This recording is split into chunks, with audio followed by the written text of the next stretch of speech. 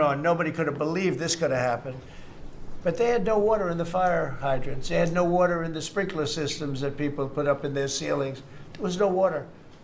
And yet we have tremendous amounts of water. They send it all into the Pacific Ocean, trying to protect a certain little fish that's not doing well, because it doesn't do well without water either.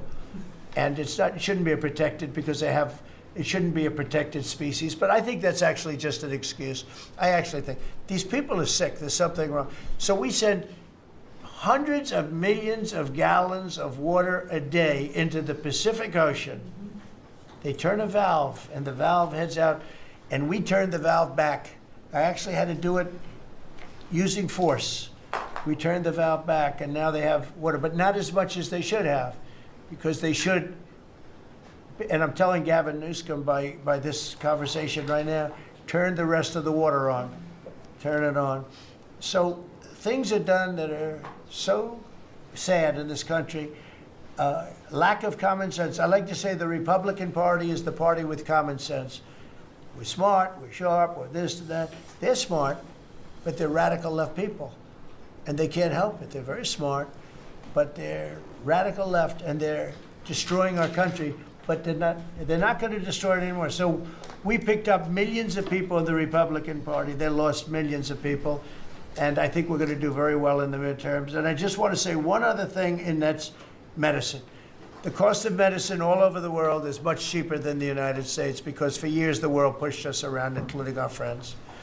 And you go to Germany, you go to England, you go to different places, and you go to a store, and it's sometimes 10% of what we pay in the United States, because they said, nope, we're not paying any more. You charge the United States. This went on for 25, 30 years. And I invoked favored nations. I said, I want to pay the same as they're paying. And Bobby Kennedy is doing a good job, and Dr. Oz is doing a good job. And I asked them, I mean, other than the basics that they're doing on autism and other things, which we got to solve that problem because it's crazy what's happening, it's out of hand.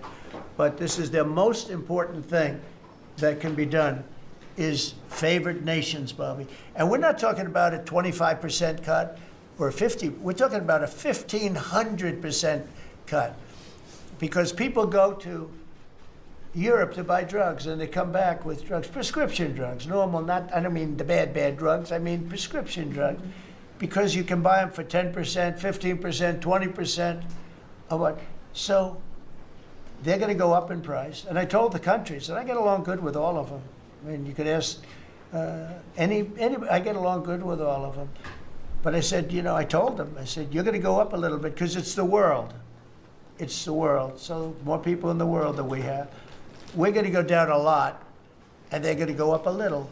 And it's called equalization. We're going to have equalization. So we pay the same price as the lowest drug sold anywhere in the world.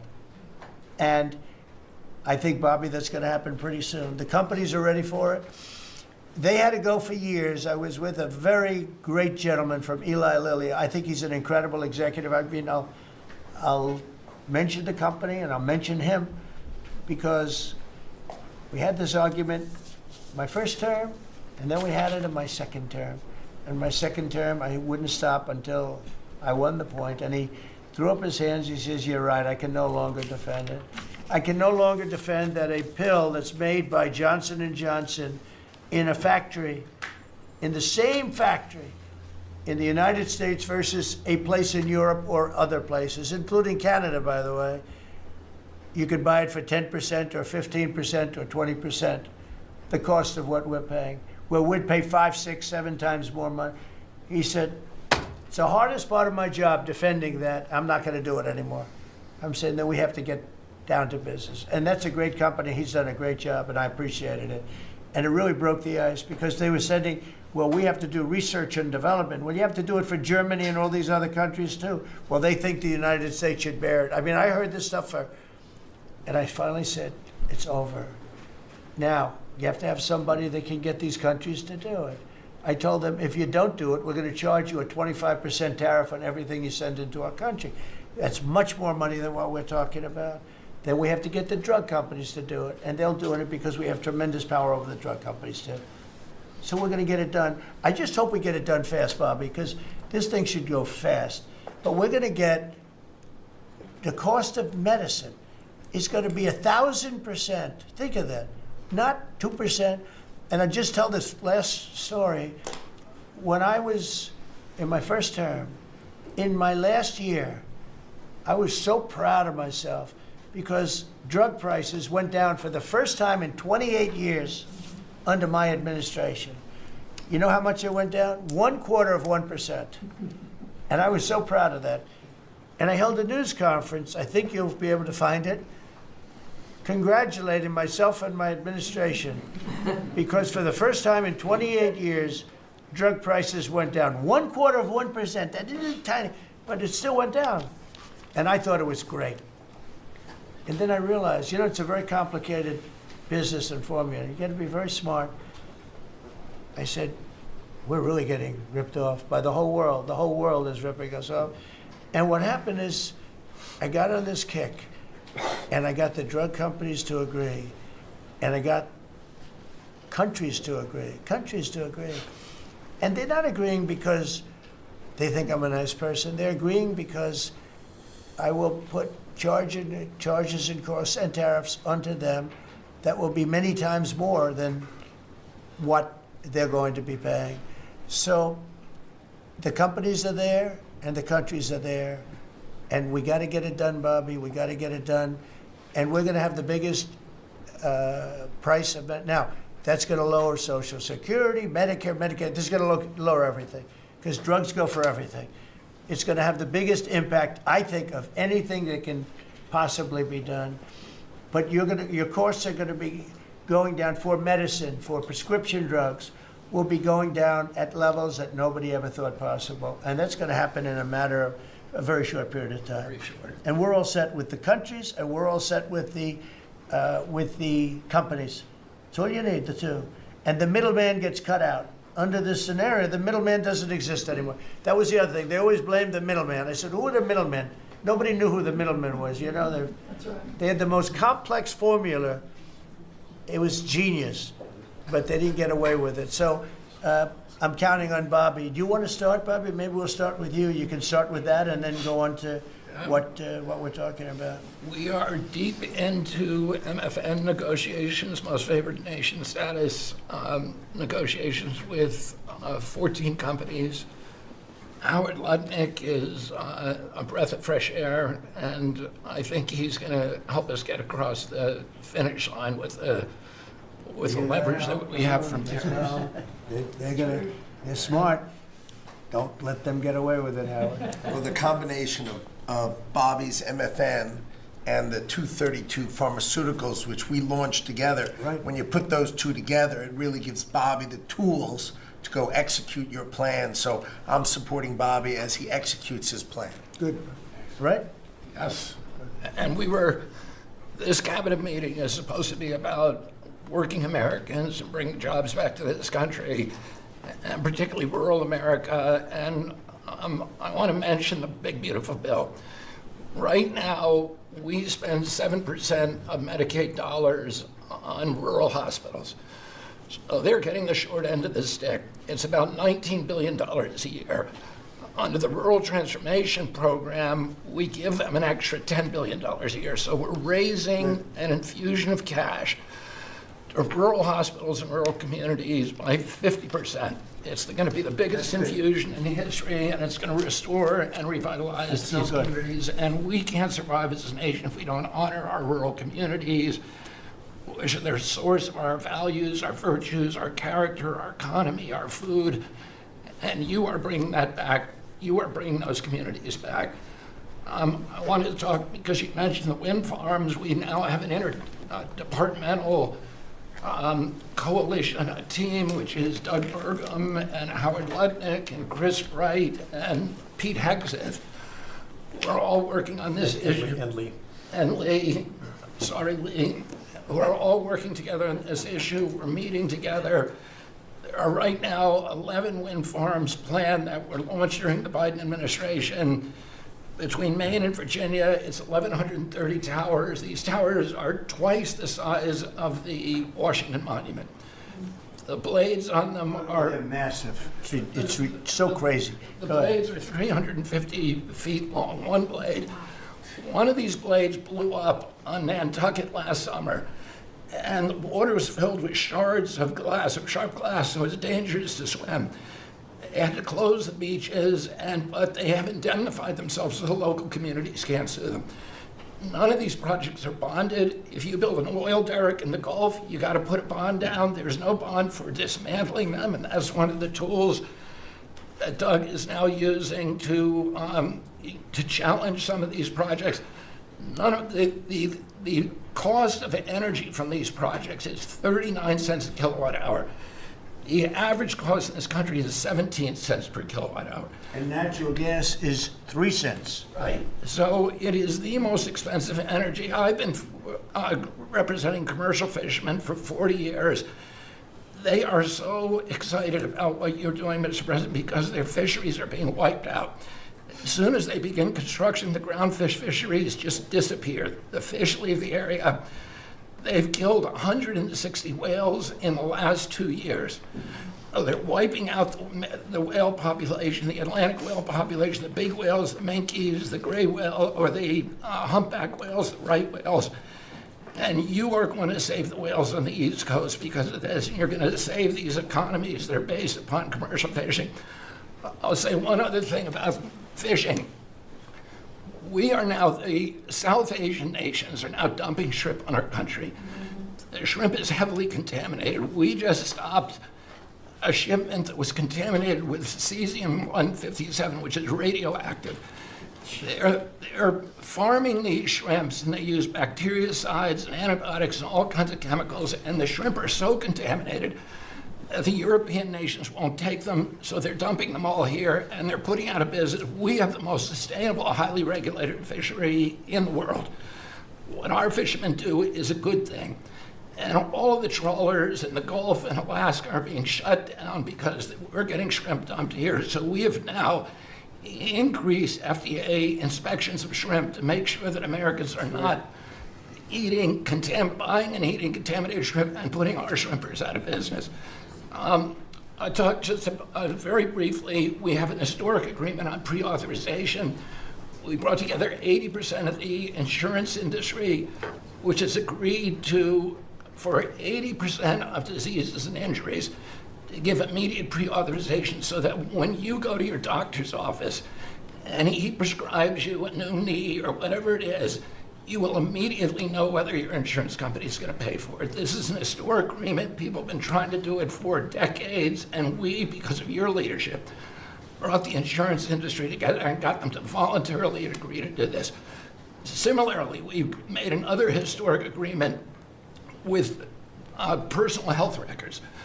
The 60 biggest tech companies in our country have all agreed to allow Americans for the first time access to their personal data, which they own, which these companies have been monetizing without permission.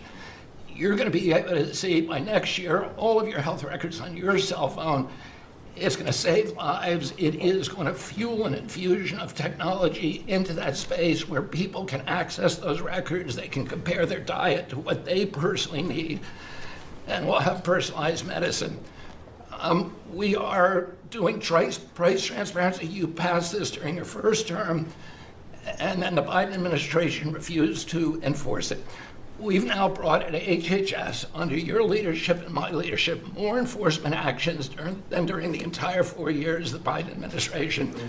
So we're going to have that kind of price transparency. I'm working with Linda on forcing medical schools and the MCATs, the people who administer the MCATs, the people who do accreditations, to put nutrition into medical school education. Right now, 25% of the doctors in this country do not feel competent to give nutritional advice. 70% of diabetes cases can be reversed or ended if you just change people's diets, and the doctors don't know how to advise it. They only know how to prescribe the drugs. We're going to change that, so if you come out of a medical school under the Trump administration, you are going to know about diet. And then finally, most importantly, the Pete and Bobby challenge. I want to give an update. I got 5 minutes and 48. It's 100 push-ups, 50 pull-ups, and you try to do it within 10 minutes. I got 5 minutes and 48 seconds. Pete beat me. I'm still bitter at that. 5 minutes and 25. The cabinet leader is Scott Turner. Despite a dislocated arm. That's He good. got 5 minutes and 15 seconds. I'm waiting for reports from the rest of the cabinet. The only exemptions currently existing is if you can hit a 50 at Bedminster, which President Trump did with Bryson DeChambeau. So he's the only one exempt in this room, and everybody else will go for That's great, Bobby. Bobby, autism, if I could just, I don't want to go too long because we have a lot of people, but the autism is such a tremendous horror show, what's happening in our country and some other countries, but mostly our country. How are you doing on that? We are doing very well. We will have announcements as promised in September. We're finding certain interventions now that are clearly, almost certainly causing autism. And we're going to be able to address those in September. It's such a big day. I'm looking forward to that day because there's something wrong when you see the kind of numbers that you have today versus 20 years ago. And those numbers, what are those numbers, Bob? In 1970, the biggest epidemiological study in history was done in Wisconsin. They looked at 900,000 children, and they were looking for autism. They knew what it looked like, and they were very, very precise about it, and they found an incident rate of 0.7, in other words, less than 1 per every 10,000 children. Today, our most recent numbers are 1 in every 31 kids. It's probably actually much worse than that because California, which has the best collection system, is reporting 1 out of every 19 children, American children, has autism, 1 in every 12.5 boys. So it's gone from less than 1 in 10,000 in 1970 to 1 in 12.5 boys Look at today. those numbers. So there has to be something artificially causing this, meaning a drug or something. And I know you're looking very strongly at different things, and I hope you can come out with that as soon as possible. We will. So 1 in 10,000, and now it's 1 in 31 or 34 or 12 if it's a boy. Can you imagine that? 1 in 12. That's for a boy. 1 out of every 12.5 boys. It's not even believable that that could be. And that was 1 in 10,000 not so long ago. I've been hearing these numbers, and they get worse and worse every year. There's got to be something. I think there's nothing, including favored nations and everything else, there's nothing that can be, if you can find out the reason that that's happening, and I know we're gonna do some things. I think it's. We will I think. have that answer I think for we. you. I think we maybe know the reason, and I look forward to that press conference, to be with you in that press conference. That's going to be a great thing. Thank you, Bob. You're doing a great job. Linda, how about it? And we want nothing less than $500 million from Harvard. Don't negotiate, Linda. They've been very bad. Don't negotiate. Go ahead. All of that's working. Well, Mr. President, thank you very much. Since we are focusing today on Labor Day, and I know that Kelly and Lori are both going to echo some of the things that I'll say as well, we are really focusing, on our workforce. But what I'm finding with great joy around the country is that states really are being innovative and working more with middle schools and with high schools to make sure that we are having hands-on learning. There are pathways to jobs that are happening now. And if we see more and more of our community colleges working with our middle schools and our high schools so that high school students are graduating not only with a diploma, but a certificate that they have worked with, perhaps with a Toyota or another company that is coming in, public-private partnerships. And they're learning on the job so that when they graduate from high school, they're ready to go into the workforce, because we know with all of these wonderful jobs that are coming back into the country through AI, through just our normal jobs, that we need electricians, HVAC operators, et cetera. If we don't have this training, we're not going to have the workforce we need for all these wonderful jobs. So governors are really excited about this prospect. I've been now to several states and visited community colleges and tech schools with governors, and they're just all on board for getting this done. I think it's one of the best things that we're hearing relative to the job market. So we're just kind of focusing on that for today. So we're bringing education back to the states, to put it in a more simple fashion. We're going to let the states educate our children again. And, you know, we're rated out of 40 countries, we're 38, 39, or 40. So obviously, it's not working what they've been doing for the last 30, 40 years. And if you go back, the best are like Norway, Denmark, Sweden, some of the other, Finland, they're very highly rated. If you go back to just take a look at anything you want to do, you just look at us in the past. If we gave Iowa or gave Indiana or gave, and I don't say every one of them, you know, a guy like Gavin Newsom's not going to do well. Certain states won't do well. But even California, you cut it up into sections. You have Riverside, you have this, you have that. You cut it into 5 sections. And, you know, if you had a good governor, you'd be able to do well. But certain states will be able to compete with Denmark, Norway, Sweden, and everyone. It'll be just as good. So I figure you have close to 40 of those states. Mm-hmm. And then you'll have 10, you'll have 5 that won't be very good. You have 5 disasters, and we'll have to work on those disasters. But for the most part, we will have education that will go zooming up in those charts, just like we have in everything else we've done. And I think it's one of the most important things we're doing at this table. So bringing education back to the states where you have the parents running it, where you have the school boards that are local. We have people running from Washington that have never even been to the state that they're in charge of. They've never even been there, and I don't think they care about it. So we want to close up the Washington buildings, sell the buildings off, let somebody else get rich with the real estate, because it'll be a crime-free city. By the way, speaking of that, anybody murders something in the Capitol, capital punishment, capital punishment. If somebody kills somebody in the Capitol, Washington, D.C., we're going to be seeking the death penalty.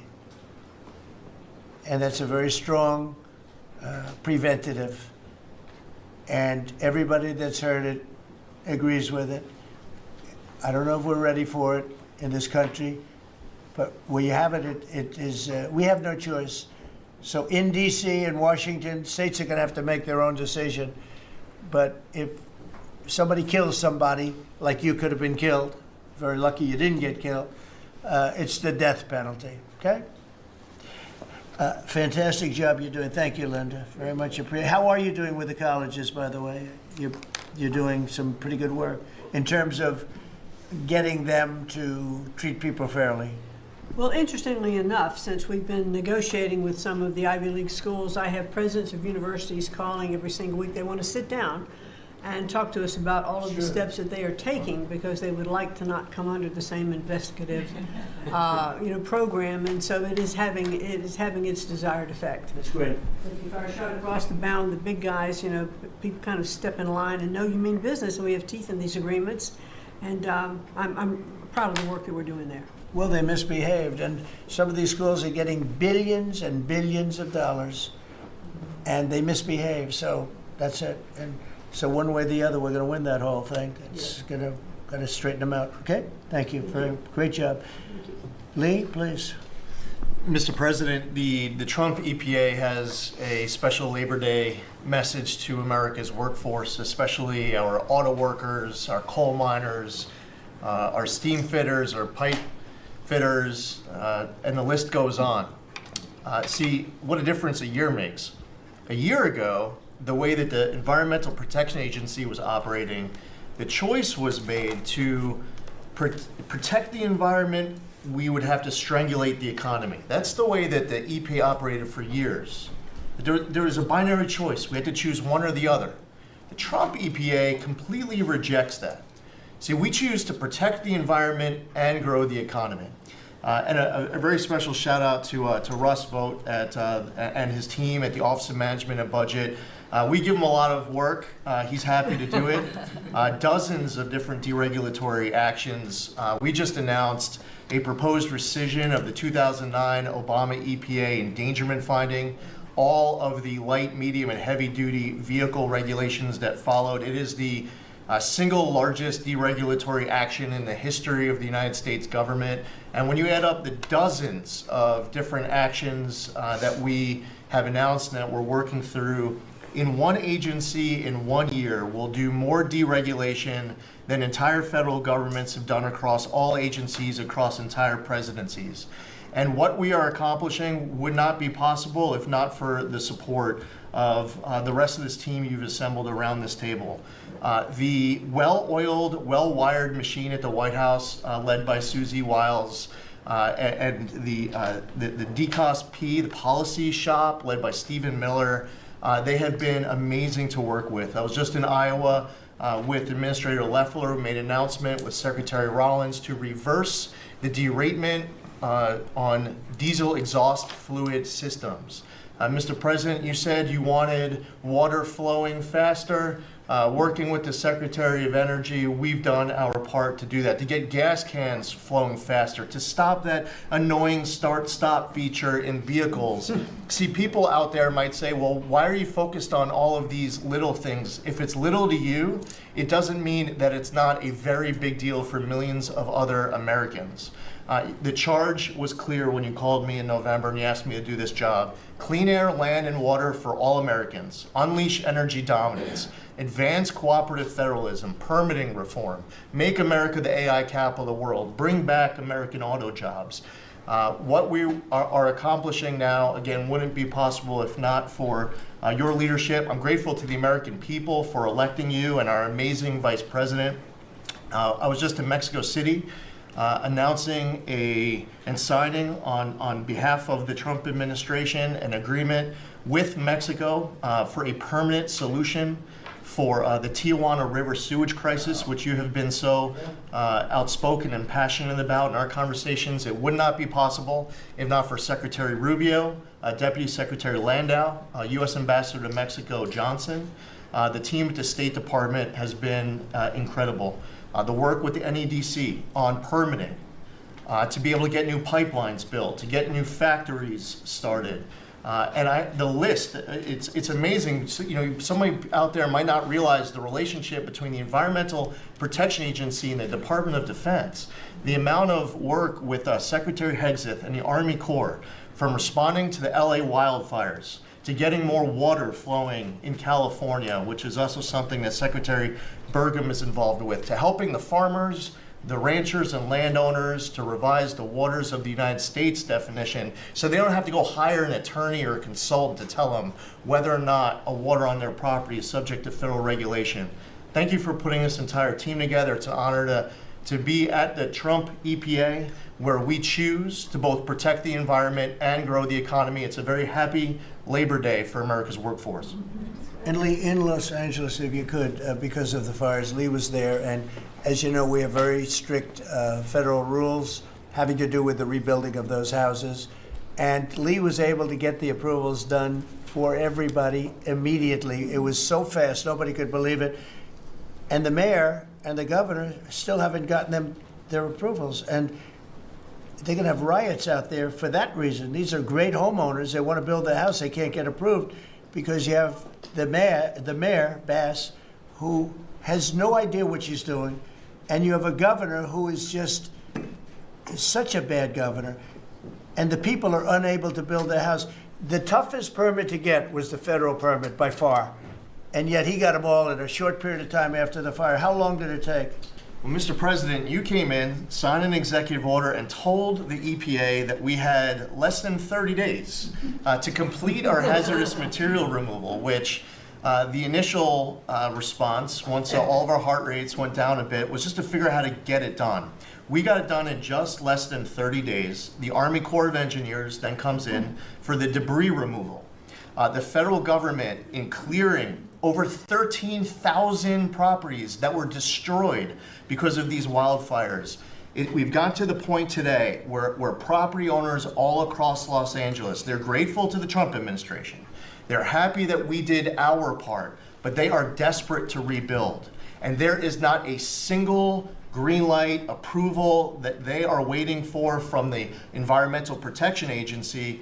The EPA and the Army Corps of Engineers proudly have done our work. It's important for those local officials to let these property owners build on their land. It's their property. It doesn't belong to the mayor of Los Angeles. And they need to represent their people better. They're ready to build. When will they have their permits from Los Angeles? Here's the problem, Mr. President, is that they have been ready since the moment we were done with the federal part. I mean, well, I was visiting a week after. Actually, I thought my first trip was going to be to Los Angeles. However, the moment I got confirmed, the vice president said, "You're going to East Palestine right away." So that actually ended up being the first visit because the vice president's so passionate about that from the great state of Ohio. Then we went to Los Angeles from there. We're talking about the beginning of February, where we were meeting with property owners already. They were already all set up. They had the contractors. It was the beginning of February, and they were waiting for green lights from Los Angeles to be able to go onto their property and start rebuilding. Some of the same people who were waiting for a green light ready with the contractors at the beginning of February are still waiting now in the middle of August. Let these Californians rebuild. And they're talking about also taking away some of the properties and building low-income housing on those properties. They're going to have problems like they've never had before. These people don't know what they're doing. So we have all our permit. Everything the federal government has to do was done long ago. They should have been. I went to a town hall with Lee, but we were there, and the mayor was saying it would take 2 years, maybe 3 years to get this approved. I said, no, not 2 years, 2 days. They should have it in 2 days.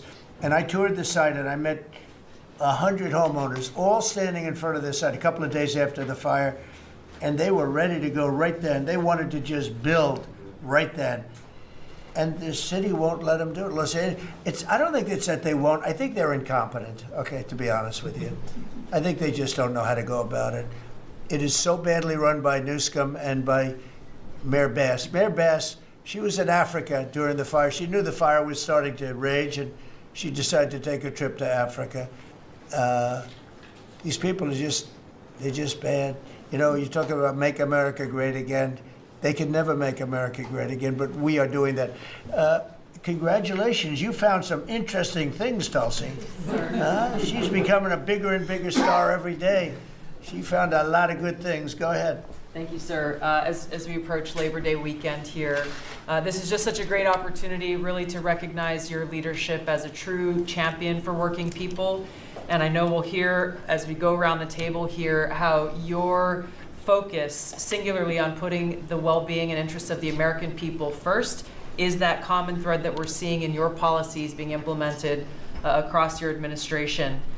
For ODNI, number one, our focus is and must always be making sure that our intelligence community is focused on our mission, keeping the American people safe, secure, and free.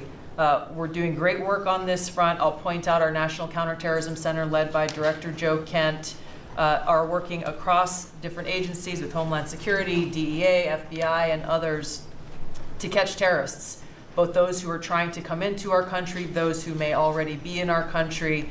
They are finding the worst of the cartel bosses and making sure that they're not able to continue to wreak havoc and terror in our communities. Secondly, Mr. President, you have charged me with the mission of finding the truth and telling the truth to the American people. And we've exposed some of the worst examples of the weaponization of intelligence in the last several weeks. I will continue down that mission and that path wherever it leads. Transparency, telling the truth, is what will drive true accountability for the American people who deserve nothing less.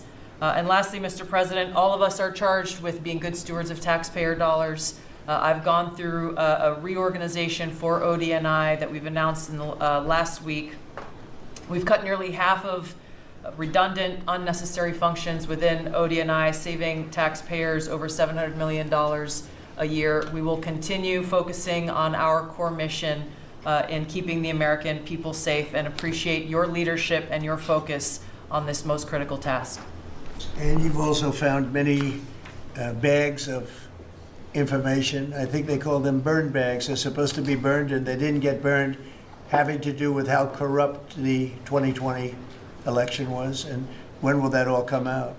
Mr. President, I will be the first to brief you once we have that information collected. But you're right, we are finding documents literally tucked away in the back of safes in random offices in these bags and in other areas, which again speaks to the intent of those who are trying to hide the truth from the American people and trying to cover up the politicization that was led by people like John Brennan and James Clapper and others that have caused really immeasurable harm to the American people and to our country.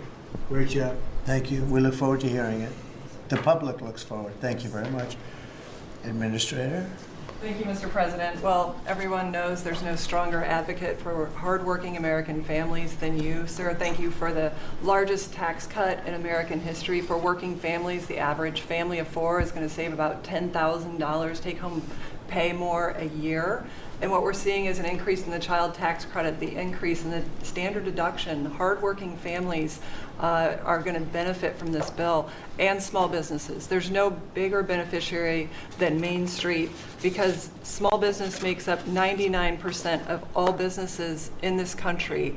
I've traveled to nearly half of our states, 24 unique states. I've made 40 state visits. In fact, I was with our great vice president at a small business manufacturer in Georgia last week. I was with a trucking company in Ohio. I was in Michigan at a motorcycle manufacturer. The return of Made in America is going to be driven by small businesses, because 98% of all of our manufacturers in America are small and medium businesses, 600,000 factories that employ 5 million people. And as Secretary McMahon mentioned, this work-based learning that is going on in professional and trade schools is real. I've visited them from Utah to Maine to Georgia and seen this revolution in education happening. So small businesses need skilled labor. Now that you solve for inflation, for the taxes, every Democrat voted for a $4 trillion tax increase on the backs of hardworking Americans. And so you prevented that. And now we've got fair trade. And thanks to Administrator Zeldin, we're seeing deregulation. I mean, this diesel exhaust fluid crushed farmers and construction and other heavy industry. So rolling that back makes a real difference for small business. And your domestic economic agenda is amplified through small businesses, which is why small business optimism is above its 53-year average, finally. And so Main Street appreciates it. What Main Street wants now is a rate cut. They feel burdened by high interest rates. They would grow higher and expand more if they could, but the interest rates are really hurting them. And finally, I want to say thank you for your executive order on debanking. We're about to announce a major investigation on debanking. It happened to you and your family. It happened to me. It happened to thousands and thousands of Americans, and unfortunately, disproportionately on those that had conservative values, on Christians, on pro-life, on 2A businesses. And so we're going to be talking to the banks about that. The SBA operates the largest government business loan program in the federal government. We have a network of 5,000 banks, so we're going to be making sure that that never happens to anyone again. Great job. You did a great job. Thank you very much. Christy? Well, Mr. President, first of all, thank you for the opportunity to work for you. And you committed when you ran for president to make America safe again. And today, the average family and individual that lives in this country is safer than they've been in years because of what you've done. We've got 3 months in a row now with 0 illegal aliens coming into this country. And I want to thank Pete and the Department of Defense for all of their help. They're down at the border with us still, helping us keep that border secure and make sure we know who's coming into this country. You've arrested and brought to justice hundreds of thousands of illegal aliens, but criminals that have perpetuated violence against American people. Sir, you've had 1.6 million people voluntarily go home to their home countries that were here in this country illegally. Because of your strong message and you enforcing the law, they decided to go home on their own so that they could come back the right way someday and be American citizens. But what I think is one of the most remarkable statistics is that under Joe Biden's administration, 88% of new jobs went to foreign-born individuals. Under your administration, 2.5 Americans have jobs today that they didn't under the previous administration. And they have those jobs because you created opportunities. You made this country safe. You opened up the economy. You enforced the law. Now people can get up and provide for their families and go to work every day and be confident in that. And the last thing I would say is that it's incredibly important to know that every one of those illegal aliens that has gone home, they were costing us about $8,700 to $9,000 a piece in what they were taking out of our social programs, out of Social Security. You've saved this country billions of dollars, about $15 billion, just in what those illegal aliens were costing us in social programs. I've cut over 450 different contracts at the Department of Homeland Security. We're getting rid of corrupt ones that were not efficient for taxpayers, weren't focused on our mission of keeping us safe. And we've also renegotiated and brought in our biggest vendors and said you have to do better. And we've saved the taxpayers over $13 billion doing that as well. So we're continuing to be accountable with taxpayer dollars, but sir, focused on doing the mission of what you've committed, and that's to keep us safe and to make sure we put Americans first. Great job, and great job on the border. We had millions and millions of people coming in. To think 3 months in a row, 0. Incredible. That's some job. Thank Tom and everybody, and Pete, good job. Not surprised. Thank you very much. Chris, please. Chrissy. Sorry about that, Mr. President. Like Secretary Noem, I'm thrilled to be here to work with you on the simple platform you were elected on, which was to bring back the American dream, to bring jobs and opportunity for families across the country and to lower their costs so they can live their lives and expand the choices they have. You led off today talking about gasoline prices. I'll throw in diesel. If you correct for inflation, they're at multi-decade lows. This is a huge expense. This is a huge constraint on people's lives. We should celebrate that. Natural gas has become our main industrial fuel powering factories around the country. Natural gas prices are quite low in this country, and they're lower than in any country in the world. The reason for that is the United States produces 2 times more natural gas than the second largest natural gas producer in the world, and 4 times more natural gas than the number 3 and number 4 producers in the world. So you've opened up American opportunity and energy together with the work of Secretary Burgum, Administrator Zeldin, Secretary Lutnick, Secretary Rawlins. You know, we've made it easy to produce energy in America again, and those benefits are flowing. I could go on about this stuff forever, but let me talk about one specific area of energy, electricity. That's in the front of people's minds. When the day you were inaugurated, we get hold of all the data, and we can look at the resource plans of utilities across the country. What you inherited when you arrived was a plan over the next 5 years to close 100 gigawatts of reliable electric generation. So that's 100 large power plants. Now that was offset with a plan to build 22 gigawatts of reliable electricity generation. Their plan was to close more than 4 times as much electricity generating capacity as they were going to build in that 5-year period. How do we lead the world in artificial intelligence if we're shrinking our supply of reliable electricity? How do we reshore steel and aluminum and automobiles and semiconductors and all those jobs Americans want back in our country when we're degrading and shrinking our energy system? We were going to hand that leadership to China in artificial intelligence, not just to our economic loss, but to our huge national security loss. Your team around this table, and almost everyone around this table is involved in it, is just to completely pivot dramatically. We're stopping the closure of all these plants way before their retirement date. Some plants get to their end of life. That's a small percent of the planned closures. Most of those were just political nonsense at the cost to American taxpayers. So we have rapid new construction of power plants in the United States. We're doing everything we can with suppliers who who build the equipment for these power plants. They've got to build their factories bigger to build power plants in America. People thought those days were past. We weren't going to build big things in America anymore. We're just going to keep sending it over to Asia and overseas and just buy other people's stuff. Totally nuts economically, totally nuts for national security, and of course crushing for working Americans, particularly Americans that work with their hands. But we are seeing a revitalization of those people, of that optimism. You showed that picture of that plant being built in Arkansas, dozens of those under construction, just in artificial intelligence.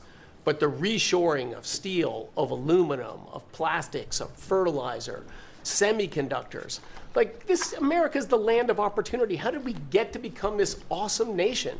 Because we believed in the American dream and we leaned in on it. But the wealthy in our country and the coastal elites that live away from where stuff's actually made, they just lost their way, and politicians just let them have it.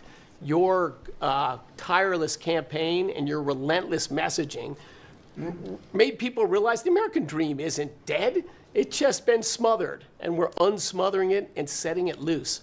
God bless your efforts. God bless your assembly of this team around this table. We're bringing the American dream back. Thank you, Chris. Very much. Great job you're doing. Appreciate it. Lori, please. Mr. President, everybody here who spoke works at the Department of Labor, clearly, which I love. They have all the correct talking points, but I think that's a testament, again, that we are all working together every single day. We talk to each other often, and the workforce, the skilled workforce, the education factor, retirees, it's been so important because they all touch the Department of Labor, and I have the opportunity to work with every single one. If you all haven't stopped by the Department of Labor, Mr. President, I invite you to see your big, beautiful face on a banner in front of the Department of Labor, because you are really the transformational president of the American worker, along with the American flag and President Roosevelt, because we're bringing business and labor together. And I was so honored to unveil that yesterday, and everybody is taking note of that. You also mentioned crime, and I think it's been important for my colleagues to recognize that now American workers can return to work and feel safe. That business owners aren't shutting down their businesses because they're afraid they can't protect their workers, and now it's open for business again, and it's starting right here in our nation's capital. Many things have been mentioned about consumer confidence up, unemployment is holding steady, and more than 2 million net jobs for native-born Americans has been key under your leadership. 84% of the workforce and jobs has been produced by the private sector. I think that was the mission of this administration and the Department of Labor. And I will continue to say for a little bit longer, until I heard you today, the one big beautiful bill, because it equals one big beautiful workforce.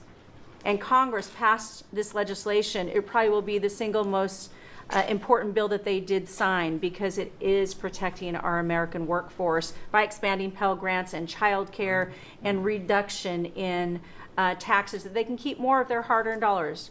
I am at the Department of Labor announcing $30 million in grants for our skilled workforce, that I have an MOU with Secretary McMahon. I have an MOU with Administrator Loeffler. That's important to share the data points on how important this is. In June, we awarded nearly $84 million in grants for the capacity of what? Registered apprenticeships, an executive order to have 1 million active apprentices across this nation, where we've already registered 185,000 since in the last few months. One of the other things that we have done is the Biden administration's guidance on cryptocurrency, and thanks to you and your leadership on that, we've rolled that back. And of course, we're going to see the 401k, the investors in our alternative assets. That's been key through the Department of Labor to work through. Partnering with our agencies, again, as I mentioned before, is important as we work together. I have visited, I'll be 31 states on my 50-state tour by the end of this month. I'm headed with Secretary Duffy, with the South Korean President Lee today, as we move through the shipbuilding.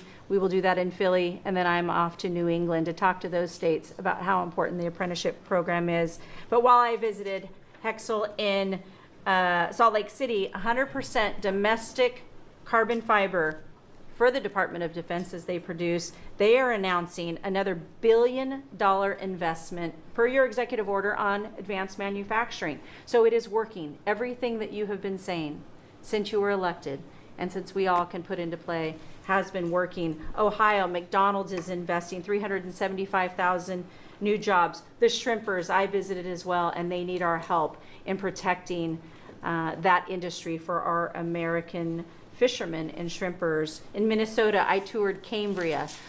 When we're talking about quartz countertops, all made in America. And again, in Oregon, where we are expecting a crackdown. Thank you for what you are doing with your agents on ICE, and thank you for the prosecution that I hope you will come to Portland, Oregon and crack down. But while there are still good people, I was able to visit Buckeye Pacific, really a trading floor for the timber industry. So we still want to focus on great, hardworking American businesses. Mr. President, I couldn't be more excited to ring in Labor Day in Erie, Pennsylvania for the Labor Day Parade. I will be there to welcome it. It is an honor to serve this country. It is an honor to serve under your administration as the Labor Secretary, and we will kick off, and Republicans will own Labor Day again, not Democrats. We will own it because we are, and you are the president of the American worker. So thank you for everything that you've done. Thank you very much, Lori. Absolutely. You're doing a fantastic job, and I will tell you that Lori was recommended by the Teamsters. And I said, that doesn't really work, does it? And it turned out to be one of our best choices. So I just want to thank you and Sean, who, as you know, recommended you very strongly. You really turned out to be a gem. Thank you. I was able to talk to the president on the phone the other day. He called and we visited, and he said, but I know that you were, a little bit middle of the road and not so sure. I said, Mr. President, I have been a Republican. He's like, what? Wait, what? Now I like you even more. I said, You're doing a great I job. appreciate it. Thank you, Lori. Thank you. Thank you. Pam? President, I'm working with everyone around this table almost daily on legal issues that we're winning on. But today, because it's Labor Day, President Trump, if I could focus on public safety. Not only domestic, but from our foreign adversaries. And Secretary McMahon, I know you know, kids are out of school this weekend. It's Labor Day. And Secretary Duffy, you know, our highways are going to be packed with travelers coming to not only our nation's capital, but all over this country. We're also going to have boaters, Secretary Duffy, right, on our waterways. It is illegal to be under the influence and on a boat. So get a designated boater if you're out on our waterways, whether it's the Potomac or the Gulf of America or the Pacific. Wherever you're out this weekend, people need to be safe. And on an international level, Secretary Rubio, thank you for all your help on everything we're doing, and everyone around this room. But yesterday, there was a big, big win. El Mayo pled guilty, and he was the co-founder of Sinaloa cartel with El Chapo. And there's even a Narcos Netflix series about these guys. Well, now we know the ending. He's going to die in an American prison. They are one of the worst, El Chapo and El Mayo, some of the worst narco traffickers in our world. And he will spend life in prison now. And that's so important because those guys and others throughout this country, throughout this world, have brought into our country drugs, cocaine, heroin, fentanyl, methamphetamines that's killing our kids. And we have to stop that. And that's what you've been doing, not only in DC, but around the country at your leadership. And over the weekend, parents need to know, with kids out of school, with people out on our highways and on our waters, do not take a pill from anyone you know, don't know. Do not buy anything on the street. It could be laced with something toxic. We've seen so many fentanyl overdoses. And when you were here in DC, we showed you pictures of some of the drugs that had been seized right here in DC. President, they were packaged for children. Packaged for children. And people are dying from these around our country. So thank you, President Trump, for your leadership and for letting Americans know that it's now a safe place to go. But parents also have to know, college kids have to know, to be vigilant and not take this trash. Because you could be thinking you're taking a Xanax, an Adderall, anything, and it could be laced with something very lethal. It's a great message. Thank you, President Great Trump. message. Thank And you, you've been fantastic this last 12 days in D.C. The job you and your whole group has done is, All of us. everyone's talking about it all over the world. I hate to have to talk about that, but we have to. It's becoming a very safe place again. And the work, I've seen how hard you worked from the beginning, in all fairness, but this focus on D.C. is so important for the country. So great job. And to everybody. Great And job. President, it's a team around. We're all working hand in hand, side by side, all of our agencies together to make America safe and DC safe. And Iris, congratulations on your baby, and I'm so glad that you're safe now. Thank you, Pam, very much. Mr. VP, would you like to say something? Yes, sir. I'll be brief, but I want to congratulate you and the entire team on all the things that have been accomplished. You'll hear about a lot of it. You've already heard some of it, but I thought it would be helpful, Mr. President, just to take stock, not just of what we've accomplished, what we will accomplish, but of the mess that we inherited, because I think it makes this first Labor Day a bigger and more special occasion. You heard, I think, Christie talk about this, that all of the net job growth under the Biden administration had gone to the foreign-born. Now that net job growth is going to American citizens who deserve opportunity in their own country. That's a great accomplishment. You'll hear, I'm sure, Scott talk about the success with tariffs. People forget that we inherited the largest peacetime deficit in the history of the United States of America. And now, because the president is not letting foreign countries take advantage of us, we're collecting hundreds of billions of dollars, trillions of dollars over 10 years in tariffs from countries and companies that were formerly taking advantage of the American people. You heard Pam talk about the public safety and the success that we've had there. I happen to believe that maybe the most sacred thing that we can deliver to American workers is the ability to live safely and comfortably in their own neighborhoods. Public safety is not just something that should belong to the wealthy. It should belong to every working man and woman in the United States of America. And because of the work of this administration, that is happening. And of course, Mr. President, you yourself talked about the inflation mess that we inherited under the Biden administration. Maybe the most striking and even shocking statistic of the Biden administration is that housing costs had gone up by 100% over the 4 years of the Biden administration, literally doubled, making the American dream of homeownership unaffordable. We've made great strides and great progress already. But to the American people who are listening, there's a lot more to do. We're going to keep on working hard at it, but it's an honor to do this job under the president's leadership and with this very great team that you've assembled. So we've done a lot, but there's a lot more work to do, and we're very cognizant of it. Thank you, sir. Great job. Thank you, JD. Scott? Good. Sir, as we've said very often, economic security is national security, and our country has never been so secure thanks to you. You have brought us back from the edge. You have the overwhelming mandate from the American people. You're restoring confidence in government, a topic that is on the front of everyone's mind, the Federal Reserve. The Federal Reserve's independence comes from a political arrangement between itself and the American public. Having the public's trust is the only thing that gives it credibility. And you, sir, are restoring trust to government.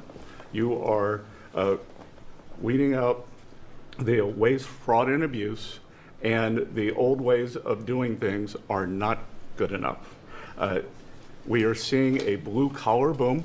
In the first 7 months of your administration, real blue-collar wages have taken off.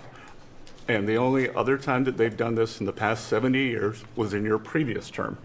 Your efforts on tax, trade, and deregulation have boosted paychecks for American workers while slowing the pace of inflation and lowering the cost of energy.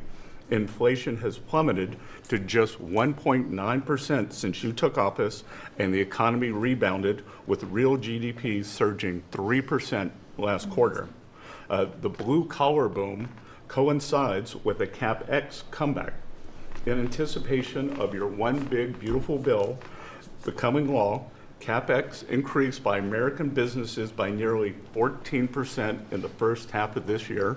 And as you and I talk about frequently, and as that chart or that photo attests, we are going to see, I believe, a bigger CapEx boom from here. This is just the beginning, just the beginning. You have saved this country by making it the best place in the world to do business again. Treasury is helping to implement these new provisions, as well as no tax on tips, no tax on overtime, and no tax on Social Security. This weekend, I will be meeting with workers from local restaurants to discuss the positive impacts of the pro-labor reforms on no tax on tips. And I have to tell you, thanks to you, when I go into a restaurant or stop by a hotel doorman, I am the most popular person there. And since my first job at age 9, was as a busboy getting tips. I am going to spend Labor Day going from restaurant to restaurant, talking to workers who receive substantial amount of tip income. So I'll hear directly from them how your one big beautiful bill is increasing their take-home pay and making a big difference. Now, we can also talk, that is domestic. On the international front, you have leveled the international trading system whereby countries took advantage of us, and that's over. It's over. The Treasury Department is taking in record tariff revenues that I had been saying was running at a rate of $300 billion a year. You chastised me for saying that it's not, that number is too low, and as usual, you're right, that we had a substantial jump from July to August, and I think we're going to see a bigger jump from August to September. So I think we could be on our way well over $500 billion, maybe towards the $1 trillion number. This administration, your administration, has made a meaningful dent in the budget deficit. The average budget deficit during this term is 26% less than the last 12 months under Biden. And even the CBO, and we don't agree with CBO on everything, as you said, last Friday, on a summer Friday, had to admit that they believe over the next 10 years, the budget deficit will be $4 trillion lower than they had previously scored. $4 trillion, $3.3 trillion of tariff income, $700 billion of lower interest cost, and I would expect that number could go up from here. So, Mr. President, your return to the White House marked the return of the American worker. Thank you for reclaiming Labor Day for the American people. You're growing the economy for everyone, especially the middle and lower income households who suffered disproportionately under the last administration, and it's an honor to do this under your leadership. Great job. You're doing great. Thank you very much, Scott. Brooke? Sir, I dropped my second son off at college last week. And I wasn't planning to say this, but just listening to everybody, I wanted to put a little bit of a personal touch on this work. He started his freshman year yesterday at Texas A&M, for all my SEC friends in the room. Thank you for saving college football, by the way. We're all very grateful. The country just feels different. It just feels different. There's such a optimism and a love. There's a faith movement going through, especially with our younger Americans.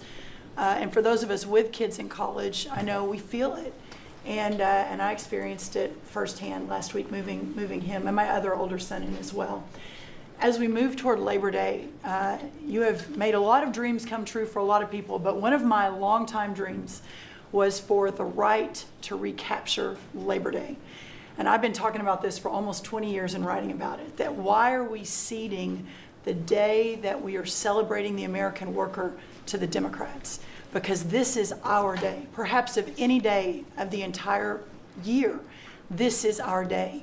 America was founded and fought for by fishermen and farmers and workmen and et cetera. The Genesis, the first book of the Bible, talks about the righteousness of work and the art of creation. And so to be part of this effort to represent the farmers, the ranchers, the agriculture industry at this moment in time, which I do believe we're in a revolution. 1776 was the first one, 1863 or so with Abraham Lincoln was the second. This is the third with Donald Trump leading the way. And we are saving America. And the idea that we are putting the worker, the very central component of the American dream, at the center of it is the reason that it is so. So at USDA, it continues to be my greatest honor to fight for the original American worker, whom I think the farmer is and what they represent. And as we are building new systems and new structures, as we have this year going to have the best harvest on record for our row croppers and others, what this team has done and is doing to open up those markets, to ensure that these farmers can continue to return prosperity to rural America. I'll finish with this. This morning, we had a working group with 6 of our cabinet members. Bobby Kennedy representing healthcare, Linda McMahon education, Lee Zeldin deregulation, Kelly Loeffler small business, Lori Chavez Tarimmer labor, and Scotty Turner housing. And how you leading the way in your vision, how that will return the golden age to rural America, to the very fabric of our country. And whether it's better hospitals, better education, more opportunity, less government, better and bigger small businesses, better opportunities for our workers, and better housing, and of course the agriculture piece of that, through the big, beautiful bill, what it did, the greatest investment in rural America in history. And now the opportunity to effectuate that is, again, a game changer, a country saver, and what a joy to be able to do it under your leadership. So thank you, sir. Thank you. Beautifully stated. Thank you very much. Scott? Yes, sir. Thank you, Mr. President. I'm so grateful to be here to celebrate Labor Day with the greatest team in America. And it is football season, so I'm happy about that. But Mr. President, I want to say thank you for, as Brooke said, reclaiming Labor Day. And you've been a tremendous champion for the American worker. I come from a hard-working family, as many people around this table do. And so thank you for helping us to change the conversation. And I believe we are changing the conversation around the kitchen table. And as everybody knows, you know, my job is to steward HUD. And we have at HUD been very intentional about changing the conversation about the dignity of work and the dignity and the honor of family formation through work, and how the younger generation, when they see their parents work, how they're incentivized to work. And that, you know, America is not a welfare state, but America was built on small business. It was built on entrepreneurship. And so as it pertains to housing, we're being very focused on that, and even some that receive HUD funding, to make sure, like our Section 3, when you receive HUD funding, that you are given opportunities for the most vulnerable Americans that you serve to have work, to have opportunities to work, to have work requirements. Work requirements are not a bad word, that's a great word. Time limits is a great word, to incentivize people, able-bodied, able-minded people to work. And I believe that we are, under your leadership, sir, changing that conversation in America to where working is an honorable thing. And Secretary Wright talked about revitalization. Revitalization means to bring new life.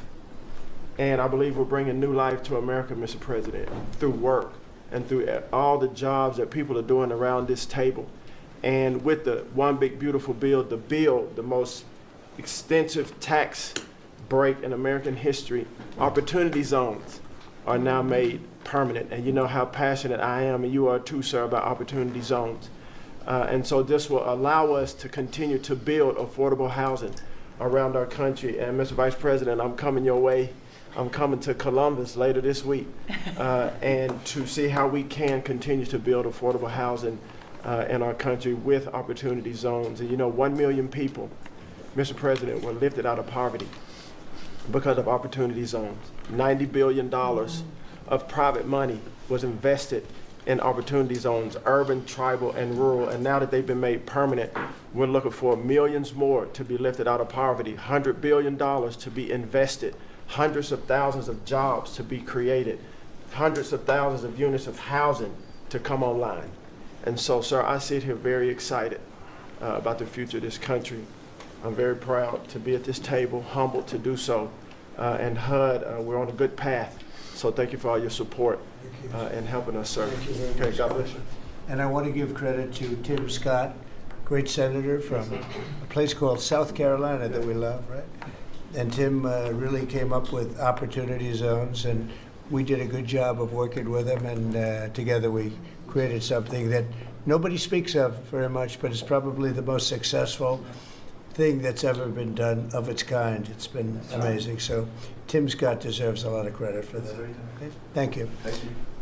So Russell, go ahead. Thank you, Mr. President. And I get the opportunity to go hand by hand with all of these people as they move their deregs through the Office of Management and Budget. And I wanted to zoom out for a second In the first term, you gave us a goal of 2 for 1. And then we outperformed it through your leadership. We came in at around 5.5, 6 for 1. And then as you're running for your second term, you put out a goal that when you put it out, I was thinking to myself, that's going to be a pretty ambitious goal. You said 10 for 1. Well, where we are right now, in just 1 month, in 1 year, basically 8 months, we are at 245 deregulatory initiatives planned by these agencies. That comes out to 30 for 1. So we are making incredible strides, and you know, as you're focused on the details of each one, I mean, these aren't small things. Endangerment finding is one of the most deregulatory things we've in the history of this country.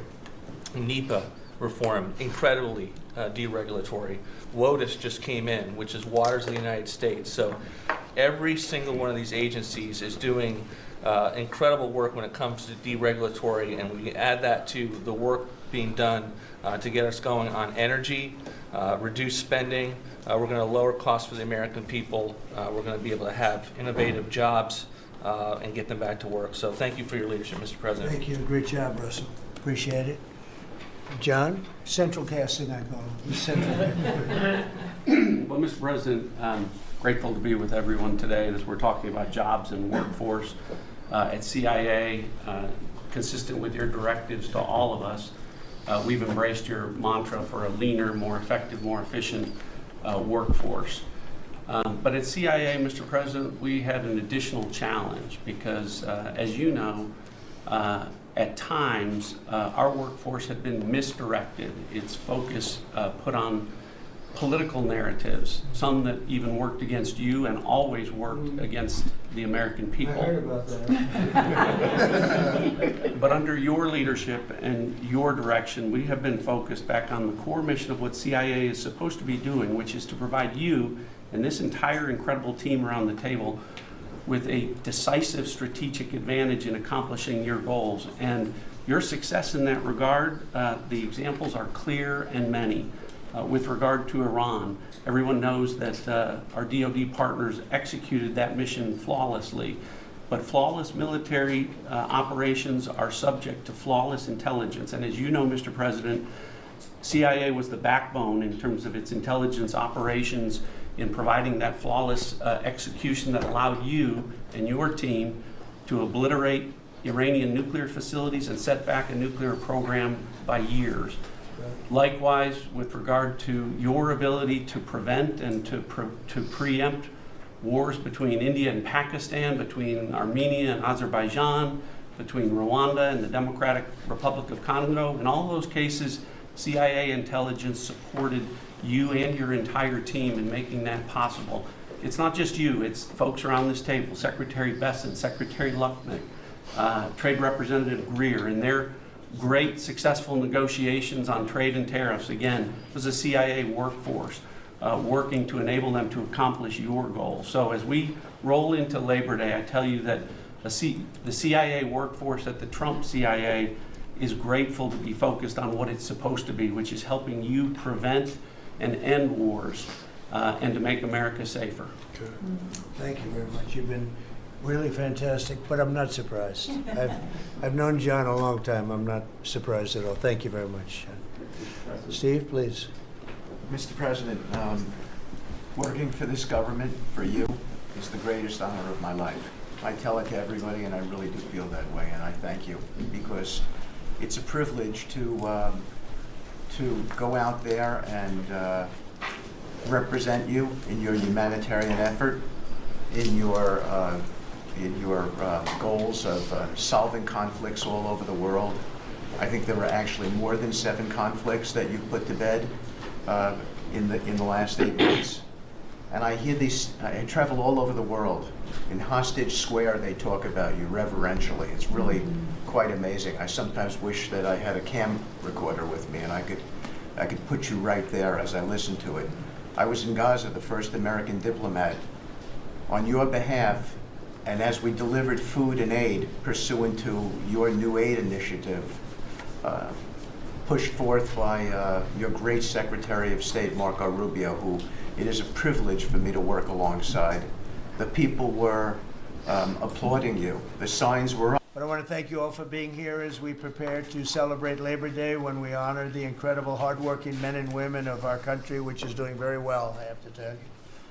Every policy of the Trump administration is designed to lift up the American worker, promote great-paying blue-collar jobs, and to rebuild the industrial bedrock of our nation. It's also obviously for great defense. We have the greatest military in the world. We rebuilt it largely in my first term. Some of it was stupidly given away to Afghanistan. For what reason? Nobody can figure that one. But it was still a relatively small amount of what, if you compare. The concept of what they did, however, is just incredible. But the country is doing well. We're respected all over the world like never before, probably. We went to NATO, as you know, and they went from 2% to 5% of GDP. Nobody expected that, and the difference is they didn't pay the 2 and they paid the 5. So, and as you know, we are selling a tremendous amount of equipment to NATO. We're not spending any money, we're making money, but I don't want to talk about making. I want to talk about we're no longer involved with funding Ukraine, but we are involved with trying to stop the war and the killing in Ukraine. So we're selling missiles and military equipment, millions and millions, and ultimately billions of dollars to the NATO people, where I'm very friendly and we have a great relationship. But that was an amazing trip. So they're funding the entire war. We're not funding anything. I think it's an important point to make, because a lot of people don't understand that. And we will continue to do that, and we're trying to get as much as we can for them. They want the American product. The American military product is by far the best in the world, and that's what they want to get. They have lots of options, but that's what they want to get. So the factories are doubling up and tripling up, where they make the Patriots and other really, you could say, defense and offensive weapons. The wages for blue-collar workers are now rising at the fastest rate in 60 years, which is so important to all of us around this table. The average American worker has already seen a $500 wage increase this year, and there's no inflation, because there's been decreases, tremendous decreases, with thanks to Doug and Chris, some of the people, the great job they've done with energy. Thank you very much. And Chris, thank you very much. I see you down close to $60 a barrel, and you'll be breaking that pretty soon, and that has a huge impact. So we have groceries are down, energy is way down. Energy is way down. It was $4 and $5 for a gallon of gas. Think of that, for gasoline, and now it's probably $2.25. There are some places it's $2. It broke $2 at a couple of locations in the South. In places like California, where they charge such high taxes, it's higher, but it's still much lower than what it was a year ago. So energy's way down, groceries are way down, eggs are way down. Thank you very much, Madam Secretary. You've done a great job. Appreciate it. When we came in, the eggs were through the roof. They were 4 times higher than they've ever been. And my first question from you people, well, what are you going to do with eggs? I said, what's the problem with eggs? That was caused by Biden, or whoever was operating the auto pen actually caused it, I guess, because I don't think he knew too much about eggs.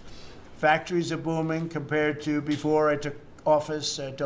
Domestic auto production is going to be, it's going to be so thrilling in 2 years when you see the numbers, because they're building plants all over the country. They're all coming in because of tariffs. They don't want to build, they don't want to pay the tariffs. And if they build their plant here, they don't pay the tariffs. And they're pouring into our country, and you know about AI and you know about but the auto plants, that's the good old-fashioned stuff that I love. The auto plants are pouring into the United States of America. They're coming from Mexico, they're coming from Canada, and they're coming from Europe, all over Europe. And it's been pretty amazing. So factories are booming. And when they actually open, right now they're booming in terms of construction. This is something given to me by Mark Zuckerberg. And you'll see this is AI now. These are, I never understood. I said, well, because I built shopping centers, and for $50 million, you can build a very nice shopping center. So I never understood when they said $50 billion for a plant. I said, what the hell kind of a plant is that? But when you look at this, you understand why it's 50 billion. So this is one he's building in Louisiana. That's Meta, Facebook, as people understand it to be. But look at that, that's the size of Manhattan. So that's superimposed over the island of Manhattan. It takes up a big part of Manhattan. I think they say 81% of Manhattan. So these are big things, and they're going up. A lot of them are going up now. I don't know that big. Actually, Mark is building 4 of them, and others are building similar places. And when these things open up, I'll tell you what, our country, we're leading China now in AI, substantially leading China. And the reason is because we're letting them build their own electrical facilities. We would need double the energy that if you take all of the electricity that we produce right now in this country, you'd have to multiply it times 2 or maybe 3 times. So 3 times more than we have right now for everything, to operate your toaster and everything else, okay? 3 times more. And the way we are able to succeed, because China goes out and builds these massive plants. They're right now building 58 coal, in this case, almost all coal-fired plants. And coal is back with this country too, by the way. You know, there's a reason they use it, because it's good. It works for them. And we call it clean coal. We don't call it coal. We call it clean, even very clean coal. But we have coal going up. We have nuclear going up. Nuclear is very much in vogue now. It's safe and inexpensive and great. We don't allow windmills. We're not allowing any windmills to go up. I mean, unless there's a legal situation where somebody committed to it a long time ago, we don't allow windmills. And we don't want the solar panels that I was speaking with the secretary about, because they take up, you know, thousands of acres of our farmland. You see these big, ugly patches of black plastic that comes from China. And the solar is, you know, I like solar in some ways, but for firing up your big plants, it doesn't work. It's very unstable, but it really takes up your farm. The farmers are saying, you know, they're building these massive blotches in the middle of the fields all over the country. It's so crazy. It's so crazy. So we're not heavy into that at all. And windmills, we're just not going to allow them. They're ruining our country. They're ruining everyone. If you look at, I hate to mention countries, but you look at the UK, what's happened at UK, they have energy costs have gone through the roof. It's because of wind. They want to do everything, close up the northern parts of the country. They have oil that's tremendous, and they closed it up. And I tell them, you're my friends, but man, you're gonna have a bad awakening very soon. It's gonna be very bad. They're ugly. They don't work. They kill your birds. They're bad for the environment. And if you look at them from a house, your house is worth less than 50%. So I'm trying to have people learn about wind real fast, and I think I've done a good job, but not good enough, because some countries are still trying, and they're destroying themselves. Those are countries that are really destroying themselves. I hope they get back to fossil fuel, because right now, Chris, whether we like it or not, fossil fuel is the thing that works. And then you can add nuclear with it and other things, but fossil fuel is what works if we're going to fire up those big monster factories. But if you look at comparing everything before I took office, domestic auto production is up 18,000 cars a month. And we haven't even started yet, because a lot of these plants aren't built. It's up 18,000 because Ford, General Motors, and a couple of others, Stellantis, they're taking their existing plants, and they're, as quickly as they can, they're adding on to them. So when their plants open, because they're building big, modern, beautiful auto plants. But think of that, we're up 18,000 cars a month, and essentially all they've done is try and utilize their space correctly as their big plants open up. It's going to be, I hope they remember that it was this way. I hope this table gets a lot of the credit for what's happening. It gets all of the credit, because this would have never happened. We were going out of business in every way. We were losing. All the car plants were leaving this country. Now they're all coming back in, and they are coming from Canada, and they are coming from Mexico, but they're coming from Germany. They're coming from all over the world. Domestic steel production is up by 100,000 tons of steel a week. We have a 50% tariff on steel, aluminum, and various other things. Copper just got brought into the picture. and that means people are going to want to make steel here. We just made a deal with U.S. Steel. As you know, we have an outside company come in, spend $17 billion on building new plants, new everything. It's great, and it stays right here in America. So we're doing amazingly well on steel, and domestic oil production is up by more than 300,000 barrels a day. That's a lot of barrels, and you're going to be talking about that in a second, I think, Chris and Doug. These two people have done a fantastic job, and we have the oil price down to about $62 a barrel. So just so you understand, because a lot of you like to talk about costs and prices, but I watch so much fake information. Product costs are down. Energy is way down. Energy brings things down. You know, with energy, that's what happened with Biden. He stopped our program, and then he went back to it when he realized that it looked like you're going to be paying numbers that nobody's ever seen, like $7 a gallon. You're going to pay $7 a gallon. They were up to $7.5. So then he immediately went back to the Trump plan that they terminated, but it was too late for them. It was too late. They blew it. They had a great thing going. I gave them something great, and they blew it. Since the inauguration, we've created over 500,000 new private jobs, and if you notice, when the numbers come out, government jobs are going down and private jobs are coming up, and that's what really fuels the country. It's easy to hire people and pay them for doing something that maybe is not very productive, but government jobs are down, actually substantially down, and private jobs are way up, and these are the jobs that make money, create a better life. Meanwhile, we've reduced the number of federal bureaucrats by 84,000.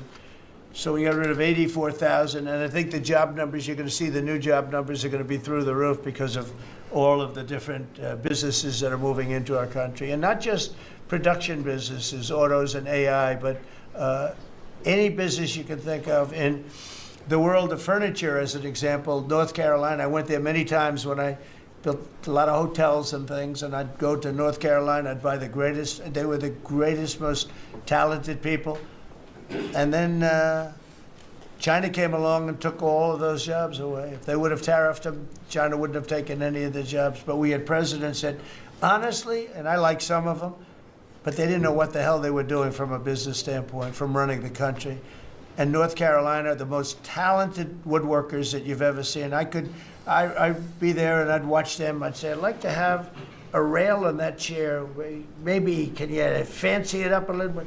How about this, sir? And it'd hand me a thing. It was like they were artists. They were unbelievable. And that business was stolen from us by others, not only China, but by others. All of a sudden, you're ordering your furniture from China. It was not even close to being as good, but they couldn't compete with it. If we would have said it costs 100% or 200% tariff, you wouldn't have lost one job. It's so sad. But we're going to rebuild North Carolina furniture and other places, South Carolina too, to a lesser extent. They make furniture. But furniture, we're going to put a very substantial tariff on. We've already announced it. It'll be done pretty quickly. And when that happens, everyone's going to start. I just tell you, North Carolina, go out and start getting the grandchildren and the children, start teaching them, because some of those incredible artists that I knew as young people, they're older people now, but they still have the talent and they have time left, but they're going to be teaching their sons and their daughters and their grandchildren, and it's going to be a beautiful thing to see. It's going to happen like magic. It's going to happen without question. It's not like, gee, I hope it happens. It's going to happen. The results of Ford that just announced it's going to create 4,000 new jobs, American jobs.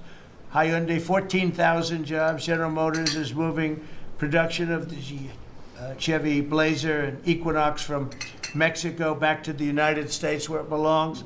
Don't forget, we lost 55% of our auto production over the last 35 years. 55%. We were the auto capital of the world.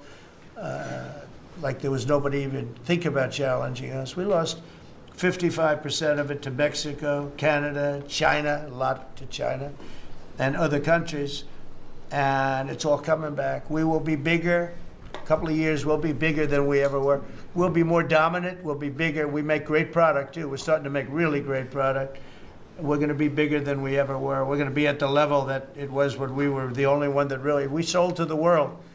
And we're going to be back selling to ourselves and other parts of the world. It's not going to be the same, but it's going to be equally as important as it was in the heyday 30 years ago. But we lost more than 50% of the automaking capacity. In fact, the unions, the auto unions, as you know, the top guy didn't know me, didn't like me, and now he likes me. He says, man, I can't believe what Trump has done. But the auto workers voted for me. They understood better than anybody else. The auto workers, the Teamsters voted for me. Teamsters are great. They all voted for me. No Republican has ever gotten the support of the Teamsters and the auto workers. And now the head of the auto workers, I mean, it's so amazing. I watch them on television there. They can't even believe what happened. And I told them all what was going to happen. We secured new market access for American agricultural exports all over the world. Our secretary is doing a great job. Thank you, Brooke. And we have negotiated historic trade deals with the United Kingdom, China, Indonesia, Vietnam, the Philippines, Japan, South Korea, who was here yesterday, and the European Union. Foreign nations are now paying hundreds of billions of dollars straight into our treasury, and numbers that nobody's ever seen before. As you know, we made trade deals with a lot of countries, and many of those countries, just to be able to sit at the table, are paying us hundreds of billions of dollars. We made a trade deal with the European Union. They were rough on us for a long time, and now we have a very good deal. We made that with them. Trillions of dollars is coming into our country. Trillions. Far beyond billions, trillions of dollars. Wouldn't you say, Scott? Yes, sir. And in a short period of time. They have to buy $750 billion worth of our energy product. Energy is great. We have more than anybody else, so we're using it. But the European Union is a done deal, and Japan is done. And, I heard there was a problem with South Korea, but we met yesterday, and they're done. We didn't do anything. We just kept the same deal. He honored the deal. They wanted to see if, I don't even want to say it, but they wanted to see if they could do something. But they honored the deal, which is nice. And we cut the previous record-setting trade deficit, I hear just came out. We cut it in half already. We haven't even said, we've only been here really for a few months because, it takes you a little while to fix up the Oval Office and do those things, prepare for the battle, right? So we really only been here for a very short period of time, and we cut the trade deficit in half. Is that right? That's a fantastic. I didn't even think we were going to do that. And remember, these are things that are being built. These things are, all these numbers up here, they're not open yet. When they open, you're going to see things happen in the United States that nobody's ever seen before, including our country in its heyday. And I had the greatest economy in the history of our country my first 4 years, despite COVID, which was a very unfortunate situation for the whole world. We did a great job with it, never got the credit for the job we did. Operation Warp Speed, people say, is one of the greatest achievements ever in politics or in the military, because it was almost a military procedure. But everybody, including Putin, said that Operation Warp Speed, what you did with that, nobody can believe it. And we did a great job. But it was a horrible, horrible pall over our country. We had a very dark cloud over the world. That was a very, very bad thing that came out of Wuhan, which I said it came out of Wuhan. That's where it came from. And China suffered greatly, but everybody did. But we did a good job with that, as good as you could possibly do, and we came back, and now we're stronger than ever before. If I didn't win this election, this country was gone. I'm telling you, economically it was gone. None of the things that we're talking about would have happened. The whole world was robbing us blind. Friend and foe. They were stealing our jobs, our money, our factories. They were stealing everything. We would have been a shell. We would have been a bankrupt, broken shell. And that's the way it is, but we're doing just the opposite. Stronger than we've ever been. Last month, in a landmark achievement, I also proudly signed the largest working class tax cuts in American history.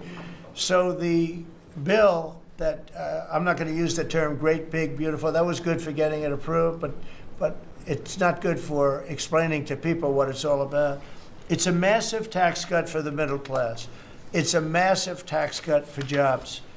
And it's, I mean, think of it, no tax on tips, no tax on Social Security. So seniors, I don't know how you can vote for anybody else. And, just think of that, and no tax on overtime. So you work overtime, you don't have to pay tax on overtime. That's good. The Democrats don't know what they're going to do. So they have, like, this soundbite. They have all these sound bites. They send it out. I don't know. Some guy sends out a word, and everybody uses it, including the fake news. Some of you are here right now. I'm looking at you. And it's death. They use the word death. No, it's actually life. It's almost like a newborn life. It's not death. That's their soundbite. The bill is death. It's not.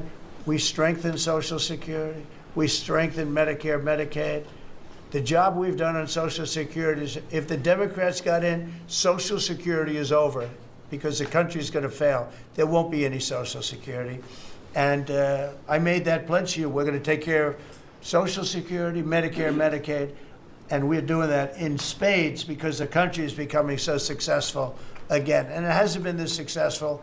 I think in the end, it will never have been this successful. I don't think it'll even be close with what's happening. Every American is seeing a tax cut as a result of the bill. The average police officer will keep an extra $1,000 a year at least in overtime, and the average waiter or waitress will keep nearly $2,000 extra in the fact that they would have had to pay that kind of money on tips.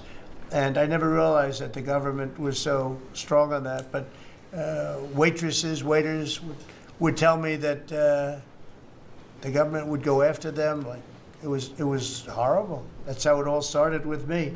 It just was incredible. And the biggest thing was, again, the $4 trillion that they found. They said, well, that was nice. They should have announced it. I could have told them that. And I don't know. It should be simple. But a lot of people didn't understand it. Actually, a lot of good people didn't understand it. But now they're saying, Trump was right. They've never seen anything like this. And I don't know what it is, Scott. They didn't understand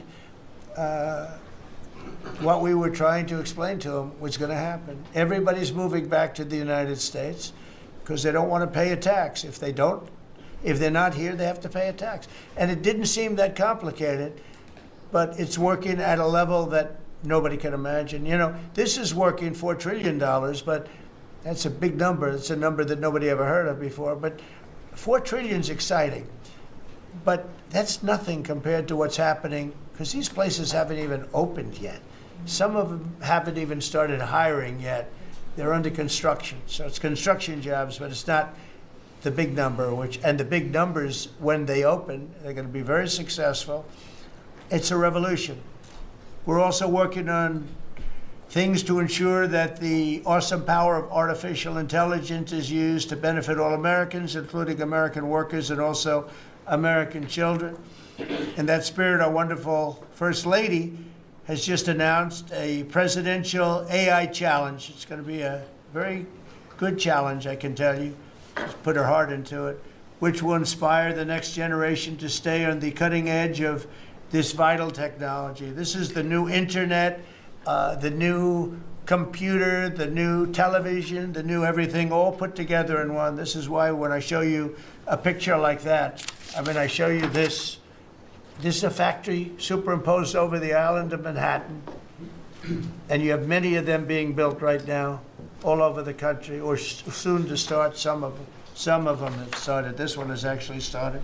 That's in the great state of Louisiana. But the First Lady is working very hard on this, and it's an important initiative. And Melania, when she puts her mind to it, nobody can do better. There's nobody. So every young person should go to AI.gov to learn more, AI.gov to learn more. And you'll see it's a great challenge. I think it's going to be a very modern kind of a challenge. It involves AI, which is very exciting to people. So I want to thank her, raise a lot of money for children. We're putting America first, and we're going to be putting the American worker first. And, the Republican Party has picked up 4 million new people, 4 million. The Democrats have lost 2.5 million. Other than that, they're extremely happy. No, they're very depressed. They're very depressed. And their new box that they've fallen into is crime. There was a consultant on one of the shows this morning I was watching. I thought he was very good. He's a Democrat consultant. And he was screaming, no, no, don't let him do this to you. Don't let, it's another trap. It's another trap. What he's talking about, like men playing in women's sports. They said that's an 80-20. No, it's a 97-3. It's 97-3, like transgender for everybody. They fought for it. They're still fighting for it. I saw a guy today, a politician that you all know. Thank you all for being here as we prepare to celebrate Labor Day, when we honor the incredible hardworking men and women of our country, which is doing very well, I have to tell you. Every policy of the Trump administration is designed to lift up the American worker, promote great-paying blue-collar jobs, and to rebuild the industrial bedrock of our nation. It's also obviously for great defense. We have the greatest military in the world. We rebuilt it largely in my first term. Some of it was stupidly given away to Afghanistan. For what reason? Nobody can figure that one. But it was still a relatively small amount of what, if you compare. The concept of what they did, however, is just incredible. But the country is doing well. We're respected all over the world like never before, probably. We went to NATO, as you know, and they went from 2% to 5% of GDP. Nobody expected that. And the difference is they didn't pay the 2 and they paid the 5. So, and as you know, we are selling a tremendous amount of equipment to NATO. We're not spending any money. We're making money, but I don't want to talk about making. I want to talk about we're no longer involved with funding Ukraine, but we are involved with trying to stop the war or the killing in Ukraine. So we're selling missiles and military equipment, millions and millions, and ultimately billions of dollars to the NATO people, where I'm very friendly and we have a great relationship. But that was an amazing trip. So they're funding the entire war. We're not funding anything. I think it's an important point to make, because a lot of people don't understand that. And we will continue to do that, and we're trying to get as much as we can for them. They want the American product. The American military product is by far the best in the world, and that's what they want to get. They have lots of options, but that's what they want to get. So the factories are doubling up and tripling up, where they make the Patriots and other really, you could say, defense and offensive weapons. The wages for blue-collar workers are now rising at the fastest rate in 60 years, which is so important to all of us around this table. The average American worker has already seen a $500 wage increase this year, and there's no inflation, because there's been decreases, tremendous decreases, with thanks to Doug and Chris, and some of the people, the great job they've done with energy. Thank you very much. And Chris, thank you very much. I see you down close to $60 a barrel, and you'll be breaking that pretty soon, and that has a huge impact. So we have groceries are down, energy is way down. Energy is way down. It was $4 and $5 for a gallon of gas. Think of that, for gasoline, and now it's probably $2.25. There are some places it's $2. It broke $2 at a couple of locations in the South. In places like California, where they charge such high taxes, it's higher, but it's still much lower than what it was a year ago. So energy's way down, groceries are way down, eggs are way down. Thank you very much, Madam Secretary. You've done a great job. Appreciate it. When we came in, the eggs were through the roof. They were 4 times higher than they've ever been. And my first question from you people, well, what are you going to do with eggs? I said, what's the problem with eggs? That was caused by Biden, or whoever was operating the auto pen actually caused it, I guess, because I don't think he knew too much about eggs. Factories are booming compared to before I took office. Domestic auto production is going to be, it's going to be so thrilling in 2 years when you see the numbers, because they're building plants all over the country. They're all coming in because of tariffs. They don't want to build, they don't want to pay the tariffs. And if they build their plant here, they don't pay the tariffs. And they're pouring into our country, and you know about AI and you know about other, but the auto plants, you know, that's the good old-fashioned stuff that I love. The auto plants are pouring into the United States of America. They're coming from Mexico, they're coming from Canada, and they're coming from Europe, all over Europe. And it's been pretty amazing. So factories are booming. And when they actually open, you know, right now they're booming in terms of construction. This is something given to me by Mark Zuckerberg. And you'll see this is AI now. These are, I never understood. I said, well, you know, because I built shopping centers, and for $50 million, you can build a very nice shopping center. So I never understood when they said 50 billion for a plant. I said, what the hell kind of a plant is that? But when you look at this, you understand why it's 50 billion. So this is one he's building in Louisiana. That's Meta, Facebook, as people understand it to be. But look at that, that's the size of Manhattan. So that's superimposed over the island of Manhattan. It takes up a big part of Manhattan. I think they say 81% of Manhattan. So these are big things, and they're going up. A lot of them are going up now. I don't know that big. Actually, Mark is building 4 of them, and others are building similar places. And when these things open up, I'll tell you what, our country, we're leading China now in AI, substantially leading China. And the reason is because we're letting them build their own electrical facilities. We would need double the energy that if you take all of the electricity that we produce right now in this country, you'd have to multiply it times 2 or maybe 3 times. So 3 times more than we have right now for everything, to operate your toaster and everything else, okay? 3 times more. And the way we are able to succeed, because China goes out and builds these massive plants. They're right now building 58 coal, in this case, almost all coal-fired plants. And coal is back with this country too, by the way. You know, there's a reason they use it, because it's good. It works for them. And we call it clean coal. We don't call it coal. We call it clean, even very clean coal. But we have coal going up. We have nuclear going up. Nuclear is very much in vogue now. It's safe and inexpensive and great.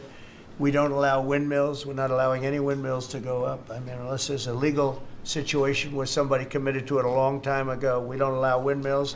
And we don't want the solar panels that I was speaking with the secretary about, because they take up, you know, thousands of acres of our farmland.